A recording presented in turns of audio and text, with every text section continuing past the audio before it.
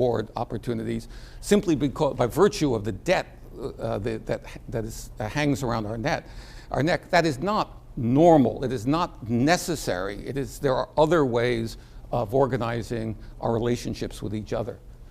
So again, government is not a zero-sum game. This is the critical point, that there's a limited amount of work that's been done, but that work that has been done shows very large financial payoffs to infrastructure investment, for example, 8 or 10% per annum returns on money. At a time when government can borrow at 2 and 3%, and for investments yielding 8 and 10%, you would think we would be doing a lot of that, and instead, of course, we're doing less.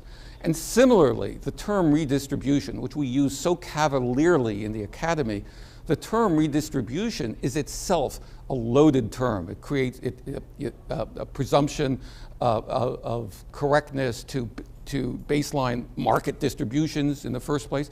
But more important from the point of view of the book, it ignores the fact that the pie gets bigger. So we're not redistributing when we tax and invest.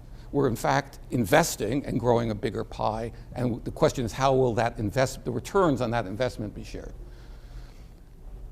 So the book says mean things about lots of well-known people. Basically, anybody who's won a Nobel Prize in the last 20 years in economics, I say mean things about in respect of one, because they keep leading with their chin and making and saying outrageous things.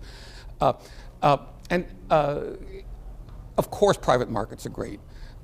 But the fact is that the market triumphalist, that's the term the book used, the market triumphalist worldview is simplistic in positing perfect markets all the time. The George Stigler worldview has, I think, a limited amount of utility inside the academy. It is highly susceptible of misuse outside the academy, and even within the academy, it tends to throttle the kinds of useful research projects.